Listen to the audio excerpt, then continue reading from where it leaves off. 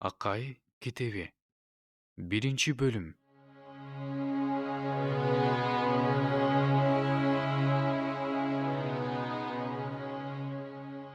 Дарий падышанын падышачылыгынын 2-жылында 6-айдын 1-күнү Жүйүт башчысы Шалтиэл уулу Зоробабылга жана башкы ыйык кызмат кылуучу Жетсадак уулу Жешуяга Акай пайгамбар аркылуу Теңирден сөз болду.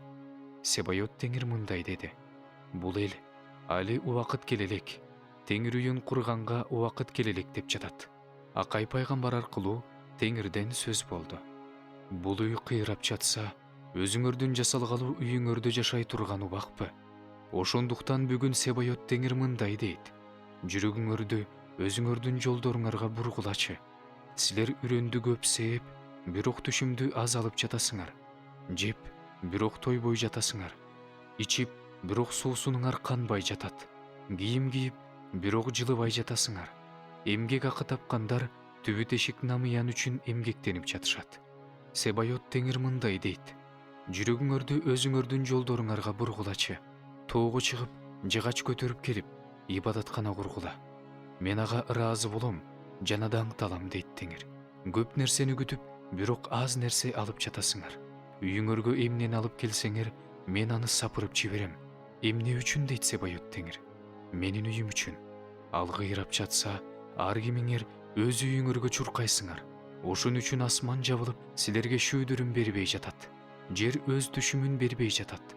Мен жерге, тоолорго, эгинге, жүзүм ширесине, зайтун майына, жер эмнени өстүрүп чыгарса, ошонун баарына, адамга, малга, ар кандай кол эмгекке кургакчылык чакырдым. Ошондо Шалтиэл уулу Зоробабыл, Жетсадак уулу Жешуя жана элдин бардыгы өз Кудай Теңиринин үнүн өздөрүнүн Кудай Теңири жиберген Акай пайгамбардын сөзүн угушту. Эл Теңирден коркуп калды. Ошондо Теңирдин кабарчысы Акай элге Теңирдин сөзүн айтты. Мен силер мененмин, дейт Теңир. Теңир жүйүт башчысы Шалтиэл уулу Зоробабылдын рухун, башкы ыйык кызмат кылуучу Жетсадак уулу Жешуянын рухун жана элдин бүт калдыгынын рухун козгоду. Ошондо алар келишип, өз Кудайынын, Себайот Теңирдин үйүндө иштей башташты. Ишти Дарий падышанын падышачылыгынын 2-жылы 6-айдын 24-күнү башташты. 2-бөлүм. 7-айдын 21-күнү Акай пайгамбар аркылуу Теңирден мындай сөз болду. Эми жүйүт башчысы Шалтиэл уулу Зоробабылга, башкы ыйык кызмат кылуучу Жетсадак уулу Жешуяга жана элдин калдыгына мындай де: араңарда бул үйдү мурунку даңкы менен көргөндөр барбы? Азыр силер аны кандай абалда көрүп турасыңар? Силердин көзүңөргө ал эч нерсеге арзыбаган нерсе катары көрүнүп турган жокпу? Бирок сен азыр кайраттан, Зоробабыл, дейт Теңир. Башкы ыйык кызмат кылуучу Жетсадак уулу Жешуя, кайраттан. Бул жердин бүт эли кайраттан, дейт Теңир. Иштей баштагыла. Анткени мен силер мененмин, дейт Себайот Теңир.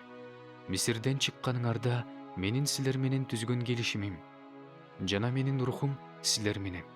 Коркпогула.